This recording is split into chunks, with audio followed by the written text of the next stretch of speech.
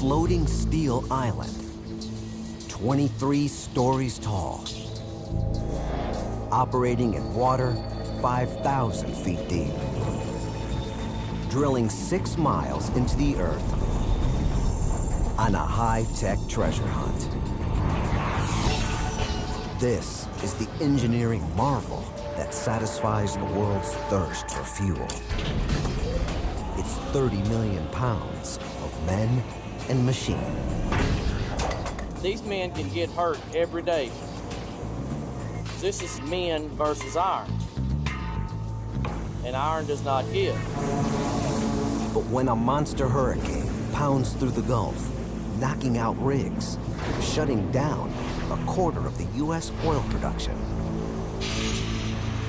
it's up to this crew to get the huge machine back out to sea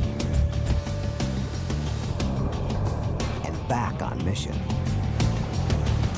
pulling off one of the most difficult engineering feats imaginable: drilling for oil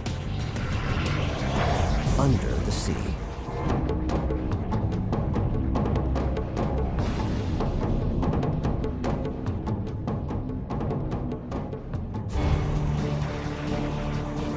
"150 miles off the Louisiana coast, in water more than a mile deep, a floating factory rises over the Gulf of Mexico. It's a space-age machine, engineered to search for treasure 100 million years old. Oil, the black gold that drives the modern world. This super rig, called the EVA 4000, is uniquely designed to find it. One of the largest movable structures the world has ever known. It has to execute a modern miracle: drilling for oil under the Gulf of Mexico. Much of the world's economy depends on it doing its job. One offshore oil field can pour out 250,000 barrels of crude in a single day. Enough fuel to fill the tanks of 250,000 cars. But that's just a fraction of what the marketplace demands. Every day, around the world, we burn up to 80 million barrels of oil. And unless things change, in the next 50 years, the energy demand is expected to double. There are only 100 deep-sea exploration rigs in existence. It takes 4 years and $500 million to build a new one. This means the EVA 4000 is in high demand. It's fully outfitted to roam the deep waters, far from shore, in pursuit of black gold.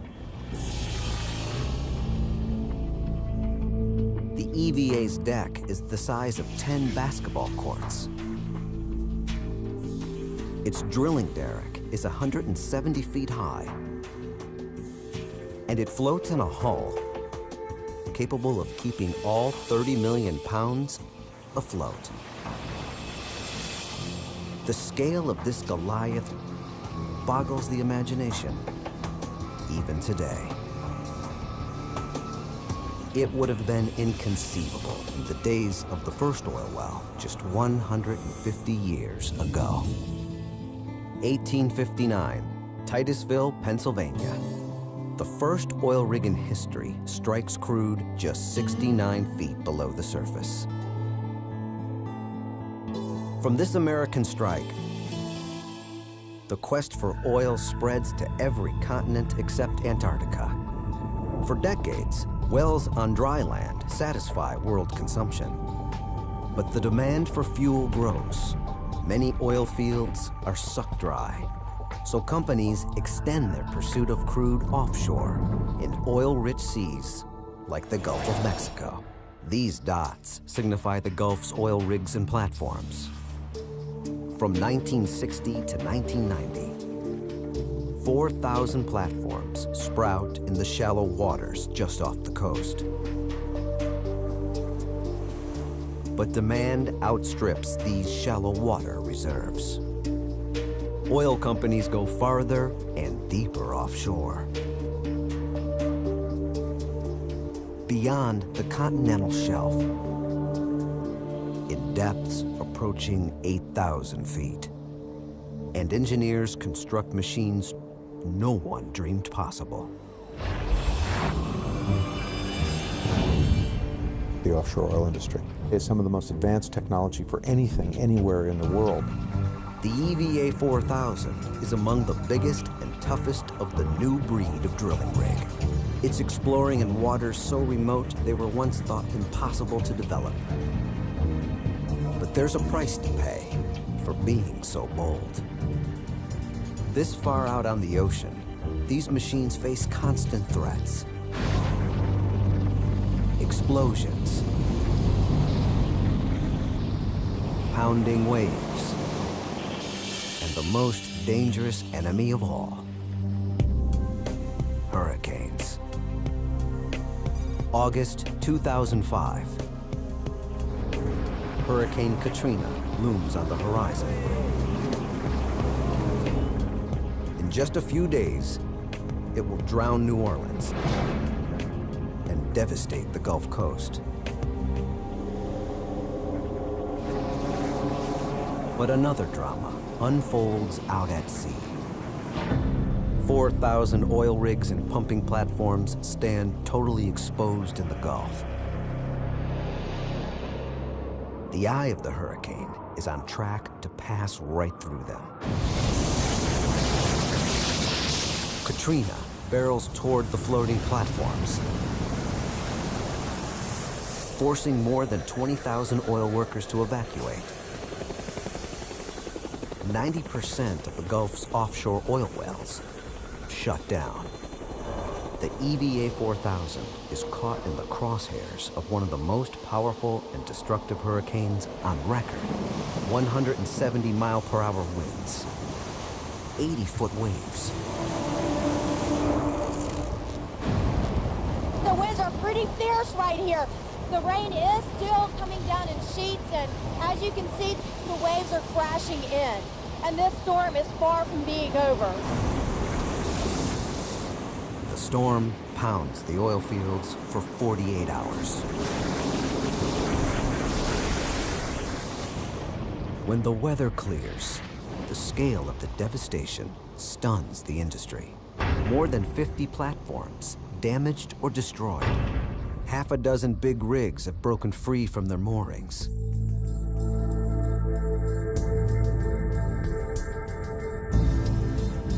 One rig has blown 80 miles toward land.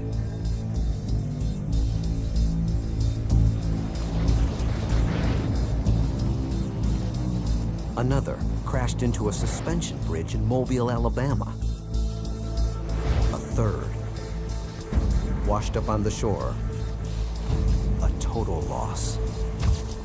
In the days following Katrina, the entire world feels the storm's impact. We're all in one oil market, and when you have a disruption in the United States, the price of oil goes up instantaneously. You know, Germans were paying more, Japanese were paying more, Chinese were paying more. We all pay the price when there is a crisis in the world oil market. Gas, of course, is a precious commodity right now. There are very few gas stations open, and the lines are tremendous. At U.S. pumps, gas prices shoot up as much as 50 cents a gallon. The EVA 4000 needs to get back on its mission fast. Every day this disruption continues means over 1 million barrels of oil are not making their way to shore. The repair crews waste no time. They'll work as fast as humanly possible to get this monster back out to the Gulf, where it will have to pull off one of the most astounding engineering feats of the modern world: getting oil from miles under the sea. The EVA 4000 drilling rig, damaged by Hurricane Katrina, towers over a Texas shipyard. Every day the $500 million giant is shut down means another well not being drilled. And in 24 hours, one oil field can supply the daily needs of 4 million people. The frantic push to get the damaged rig back online begins. Shipyard workers get busy fixing the EVA 4000, one of 20 behemoths damaged by Hurricane Katrina.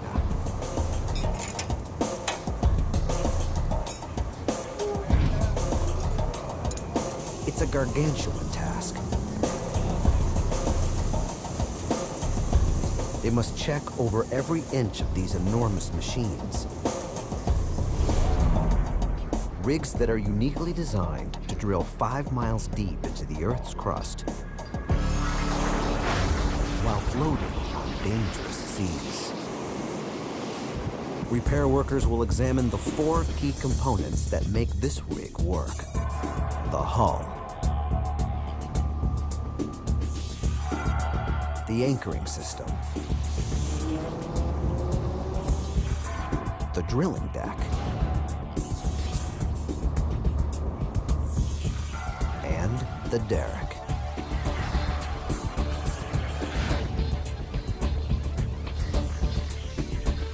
The hull is a pontoon, a kind of steel life preserver, with a 350-foot wide triangular base supporting 6 large columns.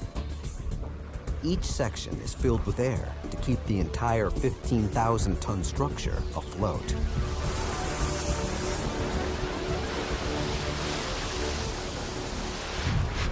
Atop the hull, the deck. Bigger than a football field. Strong enough to hold up to 2 million pounds of drilling pipe. 2 160-foot cranes. And a full-sized helipad. But the deck and the hull just provide the stage for the main event. Towering 15 stories above the deck, the derrick. Its job: lower a drilling shaft that stretches all the way to the sea floor and beyond. It can support 1.5 million pounds of steel, more than the weight of 75 fully loaded school buses. Holding the whole rig in place out at sea. The anchoring system. 9 enormous winches, 3 on each corner of the hull. They pull back tight on steel mooring cables, anchored to the ocean floor up to 1 mile below. These cables snapped during Katrina, sending the rig drifting free. This rig is lucky. It's fixable. Other platforms were hit even harder by one of the worst hurricanes in offshore oil history. They tore a bunch of rigs up. It's worse than hurricane in oilfield history. Ooh, I landed on one last week. I landed on one helicopter, and the whole derrick fell over. It's on the ocean floor. The EVA survived its wild ride intact, but it needs help. The #1 challenge: repairing the mooring lines that anchor the rig in place. This is what it takes to tie down a super rig. 3-inch wire cables hooked to chains with links larger than a man's head. Steel cable forms the top end of the line, spooled back and forth from the winches on deck. Steel chain is at the lower end of the line. Much heavier than cable, the chain provides added weight to the line and connects to the anchors. Most people couldn't lift a single link of this monster chain. This chain is 2 3/4 inch chain. This link will weigh 72 pounds, and there's 4,250 foot of this chain. So in total, you're going to have somewhere around 1 million pounds for each one of the 9 legs that's physically fitted onto the rig. Crew members must connect the steel cable to the heavy chain. Like everything on the super rig, hooking them takes a mixture of engineering and brawn.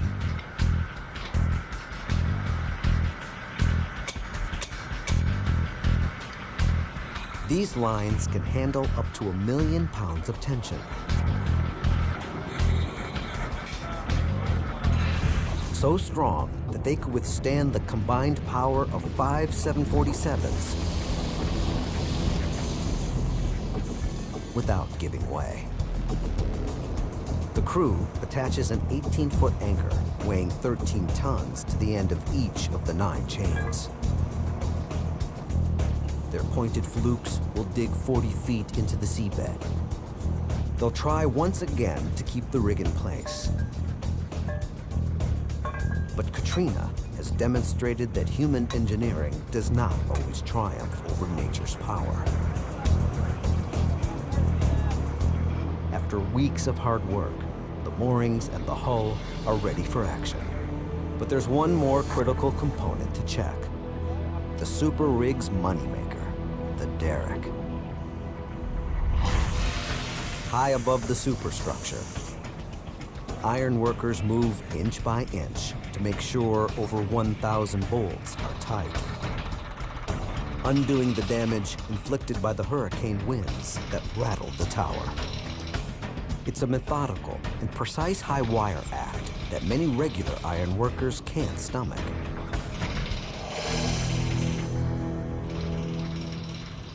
Regular iron workers, they can't even do it because see the girts are turned sideways like that. You can't.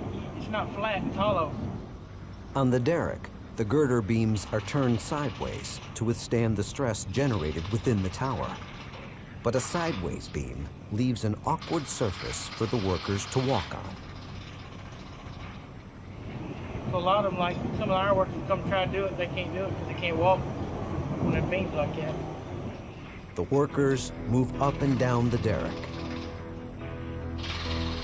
dangling precariously, tightening bolts as they go.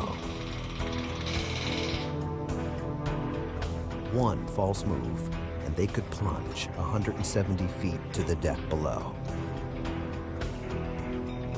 Boy, ain't this something else, huh? With the last bolt tightened, the EVA 4000 is ready to return to its drilling site.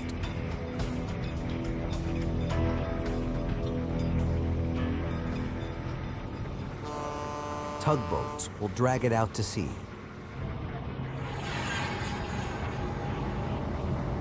But moving it from the dock is tricky.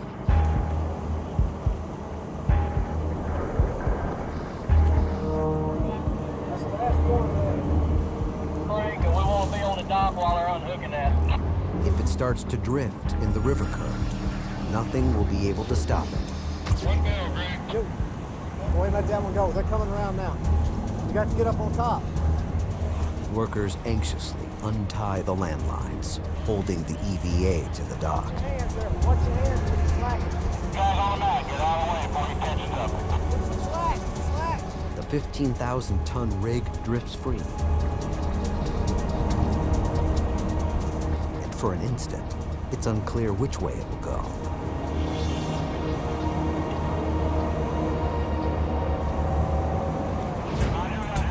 It's like trying to tow a 23-story building. The tugboat engines need all of their 13,500 horsepower to take control of the beast and head for the open seas. With an average speed of under 4 miles per hour, it'll take them 5 days to deliver the rig to the Gulf's deep water. Our first operation when we get back offshore will be to run the anchors and the chains and then restart our operations that we stopped when we were offshore. This petroleum hunter will need all of its parts working together to accomplish an incredible engineering feat. drilling for oil that could be buried 5 miles under the sea floor.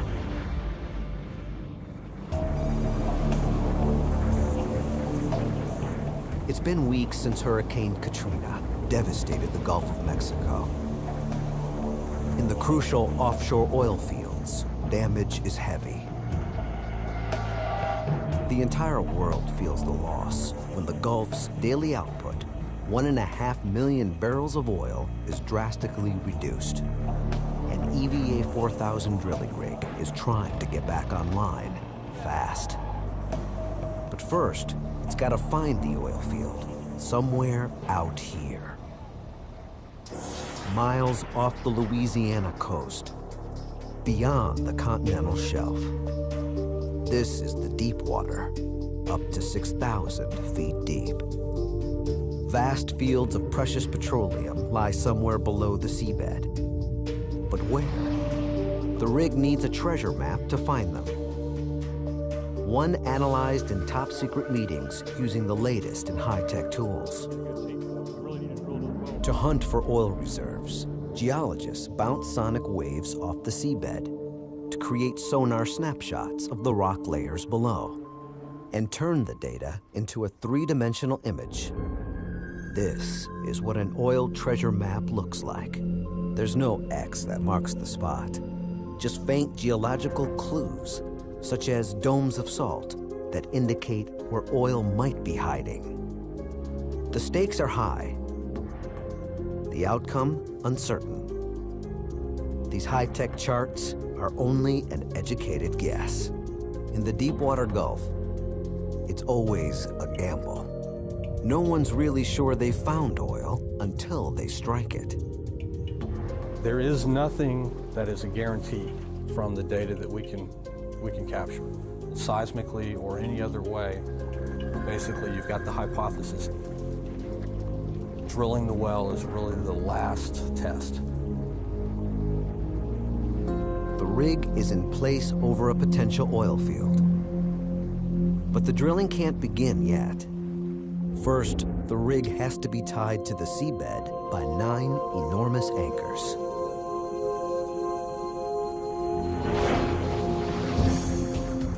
It's a risky operation. When you're working with machines this big in waters this deep, nothing's easy and everything's dangerous.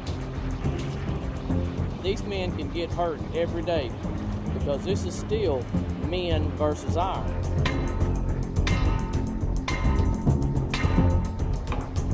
And iron does not give. It can be a dangerous place. And you want to go home to your family in the same condition you come out to the rig in.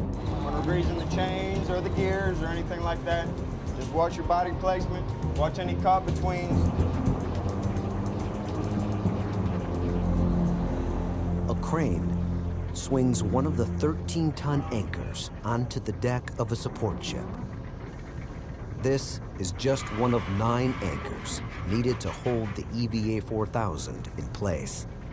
The support ship carries the anchor to the dropping point over a mile away.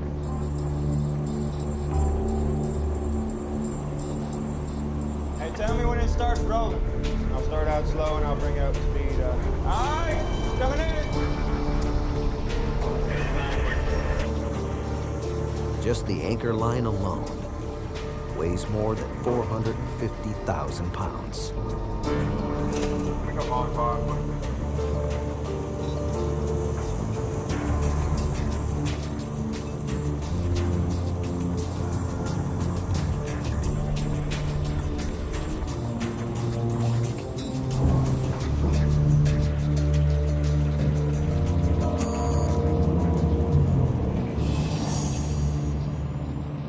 Hey, Jimmy, are they going to have to check that anchor?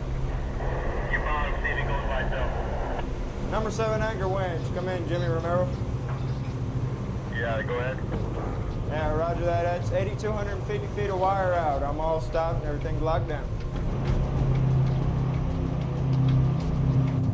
The 240-ton cable must drag the anchor from the deck of the ship.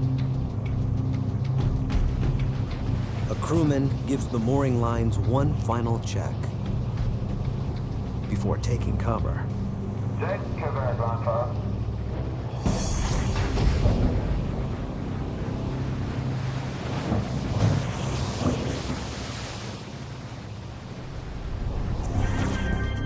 It'll take 15 minutes for the anchor to hit the bottom, nearly a mile below. The rig is now stable. The EVA 4000 can home in on its target. Drilling in waters far deeper than once thought possible.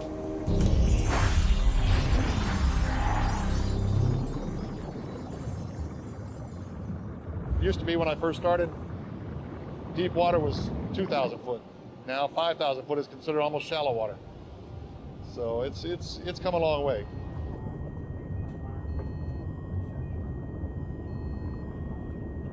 This is a work environment more inhospitable than outer space. Far too deep for humans. The record depth for a scuba diver is just over 1,000 feet. The EVA 4000 works in seas 5 times deeper. Down this far, the pressure would kill a human, crushing the worker's lungs. But the drill operators need a pair of eyes on the sea floor to make sure the drill hits the target and to monitor the work. Engineers have custom designed a remotely operated vehicle, or ROV, to handle the job.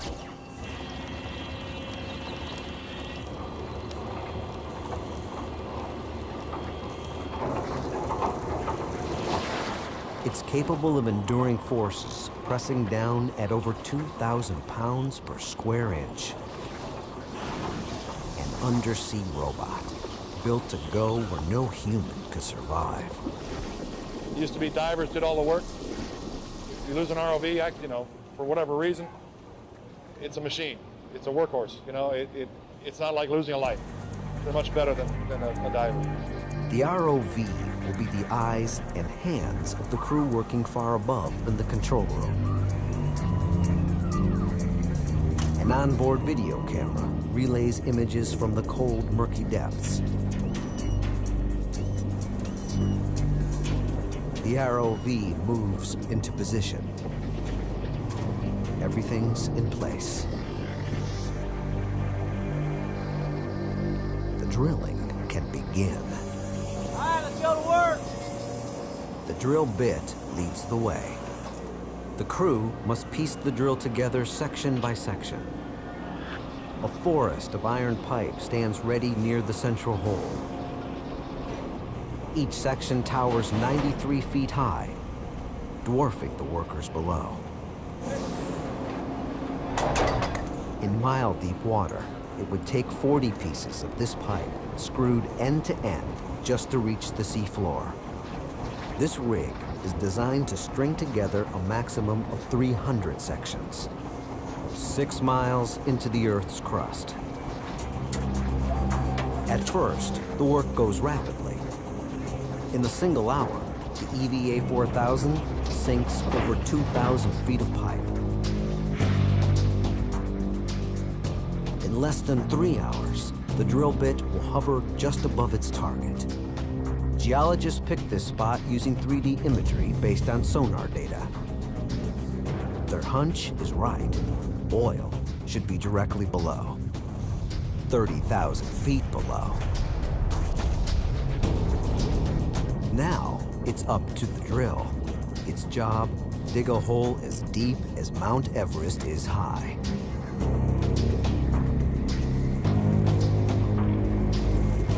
Sand and soil billow out as the drill churns its way through the soft top layer. But below the silt, harder rock chews up a new drill bit every few thousand feet. 1,200 man-hours into the process, the drill crosses the 4,000-foot mark. But then, just as they are making steady headway, they shut down operations and pull up the drill.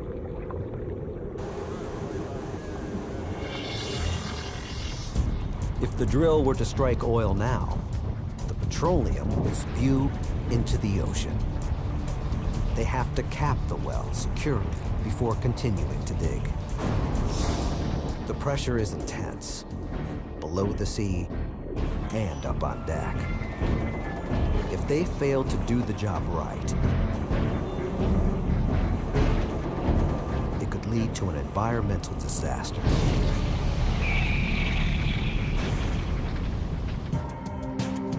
It's been weeks since Hurricane Katrina devastated oil production in the Gulf of Mexico. The oil crisis continues to heat up. Prices around the world have soared to record highs. And the U.S. government takes a drastic step, dipping into its strategic petroleum reserve to stabilize the supply. The eyes of the world's oil markets are on the Gulf of Mexico, waiting to see when the rigs will come back online. The EVA 4000 is still 26,000 feet short of its goal. Out in the Gulf, the men work day and night, but doing the job right takes time. And they are about to put into place the biggest and heaviest part of the puzzle, the blowout preventer. Nothing goes in or out of the well without passing through it. 50 feet tall, 500,000 pounds, it's loaded with monitoring equipment. The blowout preventer acts like an enormous spigot on the oil line, able to shut down the flow of petroleum within 15 seconds. The EVA 4000 must lower this monstrous piece of machinery onto the well pipe below. It's like trying to hit a 22-inch target from the top of the Grand Canyon.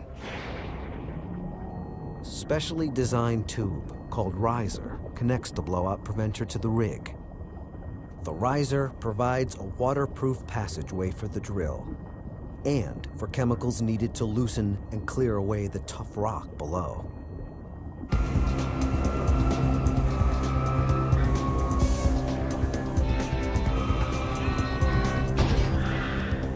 This much riser hooked to the blowout preventer weighs over 2 million pounds.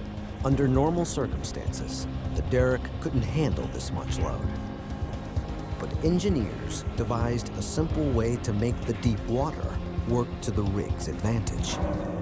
They wrapped the pipe in fiberglass to make it buoyant and to relieve the stress on the derrick.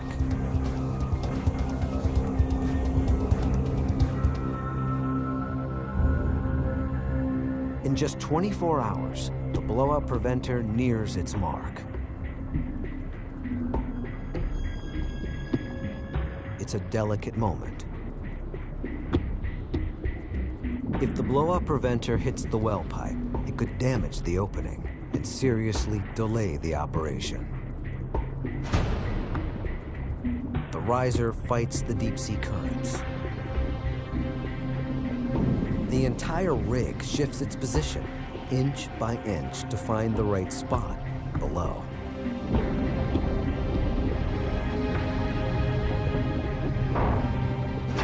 Success.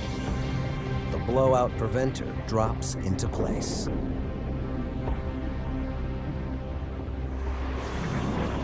Now, the drill can continue digging. All the effort and technology has led to this moment. Sketching the treasure map, setting the anchors, working the drill for 17,000 man-hours. Until now, no one was sure whether anything was actually down here.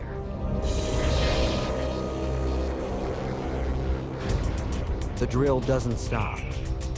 10,000 feet, 20,000 feet, 30,000 feet below the sea floor. Oil.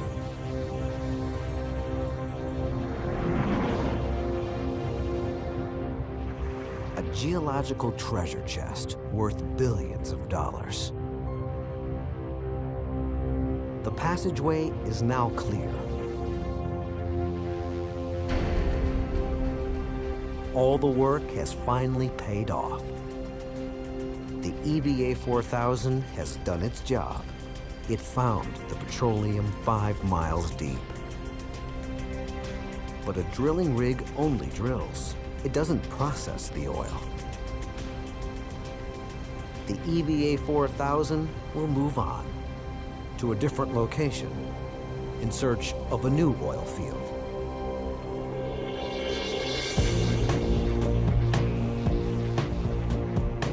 An even bigger super rig will move in to pump the oil out of the ground and send it back to refineries on shore. The processing platform could be anchored here for decades.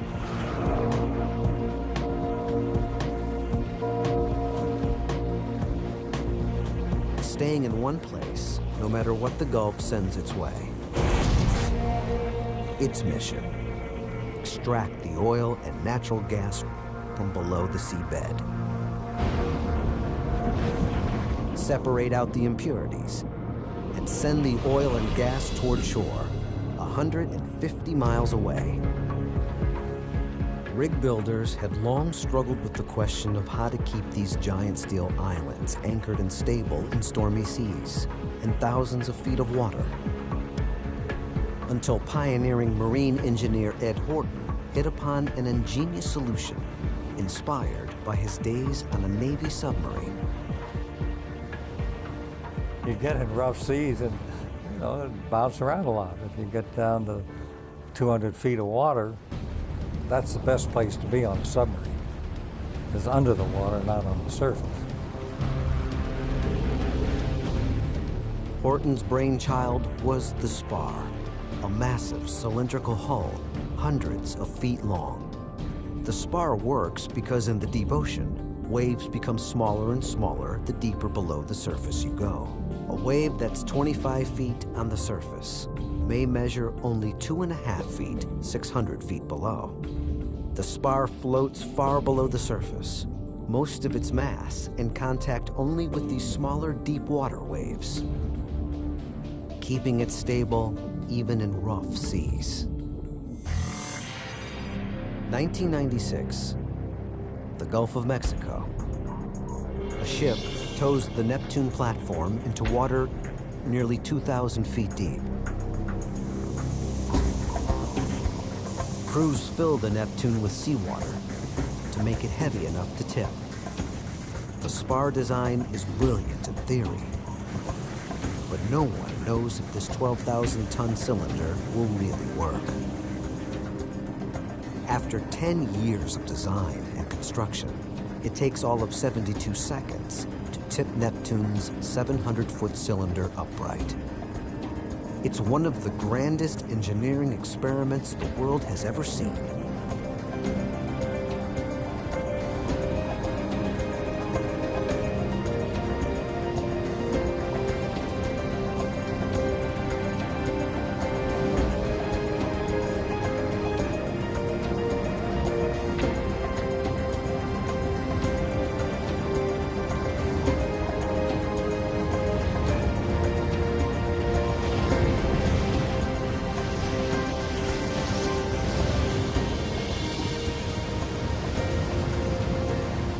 It's an engineering triumph, and oil exploration will never be the same. The first time I saw Neptune get upended was a great thrill.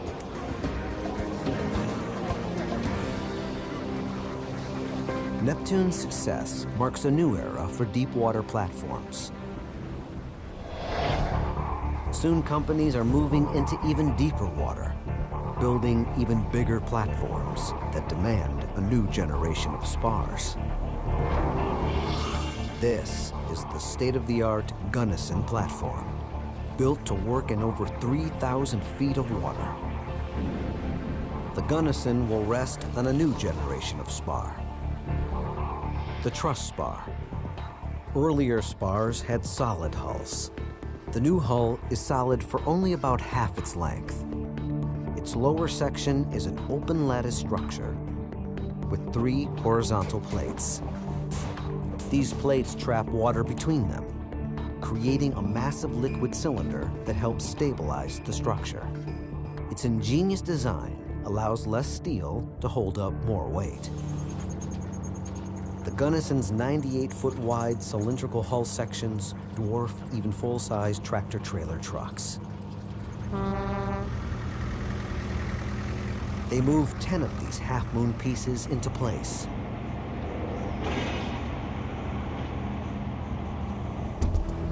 Huge tugboats pull the assembled Gunnison out to the well site. The spar floats over the spot where the drilling rig sunk the well. Workers flood it with water, and the Gunnison begins its plunge into the deep. After 23 hours, 14,000 tons of steel upends, perfectly stable. The spar extends 550 feet, about the length of the Washington Monument. The next challenge is keeping the spar in place. This platform must resist the forces of the Gulf for decades. Anchors like those used on the EVA 4000 won't work here. These spars will need something stronger. Specially made steel pilings designed to thrust deep into the sea floor. Footage markers indicate their full height, 220 feet. Engineers use these to regulate the depth of the pilings in the seabed. A support vessel lowers them into the Gulf waters.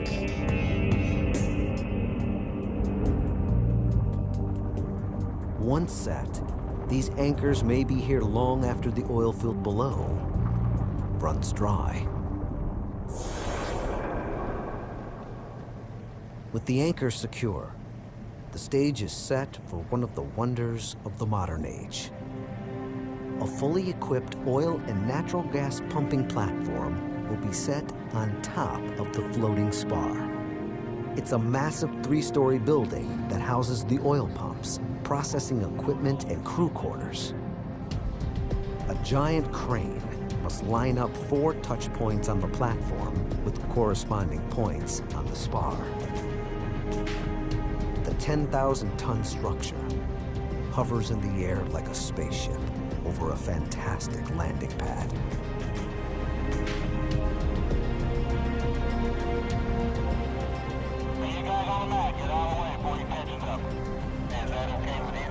Platform and spar pop into place like oversized toys. It's a perfect fit. The futuristic floating city is complete. This platform will pump and process up to 40,000 barrels of oil and 200 million cubic feet of natural gas every 24 hours. That's about $4 million of product every day from a single platform. The Gunnison requires only 24 workers to monitor the process round the clock. Machines do almost all the work. They extract crude oil from the rock and separate out the natural gas. The excess gas is burned. For 100 million years, this oil lay hidden beyond the reach of man. Now, 21st century technology sends it hurtling towards civilization. A vast network of pipes on the seafloor carry the oil to refinery centers on the Gulf Coast. When it works right, it's routine and safe. But disaster can strike in the blink of an eye. And these super rigs can explode into deadly infernos. One of the most spectacular accidents in oil industry history showed just how vulnerable the world's biggest rig could be. March 2000. In the new age of deep water oil rigs, the Brazilian government launches the biggest ever. It's called the Petrobras P-36 platform. Once in place, it will pump 180,000 barrels a day and work in water over 4,400 feet deep. But in less than a year, this platform will become the Titanic of oil rigs. March 15th, 2001, 12:20 a.m. Natural gas leaking from a valve collects in one of the support columns. Alarms ring out as the odorless, invisible gas spreads further through the hull.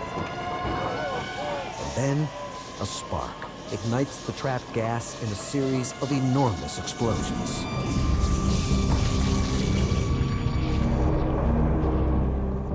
The platform is listing 30 degrees in the Atlantic Ocean. 11 workers are dead. Rescue vessels scramble to save the remaining workers and the wounded platform. After 5 days, the P-36 plummets 4,500 feet to the bottom of the sea. The platform's a $500 million loss. Thousands of gallons of crude and diesel fuel flow into the ocean. The crew was able to seal the well before the platform sank, preventing a major environmental catastrophe. This time. But the P-36's fate is a reminder of the risks we take in chasing black gold farther and farther offshore. The stakes are impossible to calculate. The wells present a constant threat to the environment. A major oil spill from one of these rigs could destroy beaches, ruin marshlands, and kill wildlife. Cleanup costs from a major spill would run into the billions of dollars and take years to complete.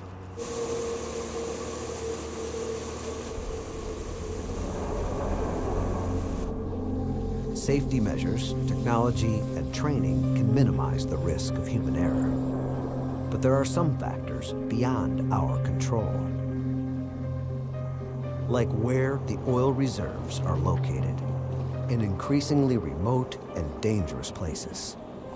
1/4 of U.S. oil production is based in the Gulf of Mexico, a danger zone for a full 6 months of the year, hurricane season.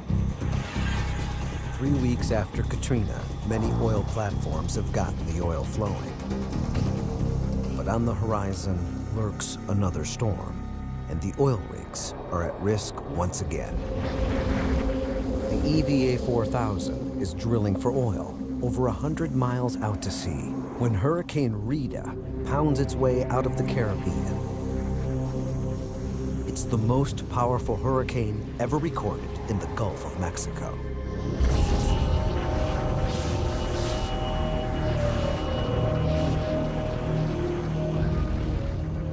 Rita's impact on land isn't as damaging as feared.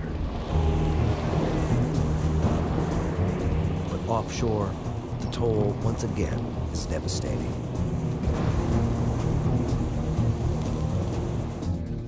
The storm tracks just far enough to the west to plow right through areas spared by Katrina. It's a 1-2 punch, making this the worst hurricane season in U.S. oil history.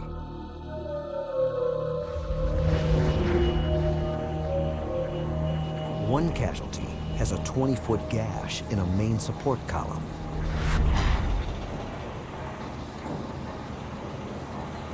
I knew what this rig was capable of, and when I came down here into the column and I saw this hole, I was just stunned at the magnitude of the damage. It's unclear exactly what happened to the EVA 4000, but the huge hole is clear evidence of a colossal collision somewhere out in the Gulf. The superstructure's 3/4-inch steel is shredded like paper. Just unbelievable. If you look here at the steel here, how thick that is to take this kind of bend, it's unbelievable. It will take weeks to fix the wounded vessel. but it survived the worst the Gulf has to offer so far. The toll for this one hurricane season: 115 platforms destroyed, 52 damaged. The big rig weathered the storm better than many. And come next hurricane season, the EVA 4000 will be out at sea, even farther from shore, in ever deeper water, pushing the boundary of what is physically possible, chasing oil to the ends of the earth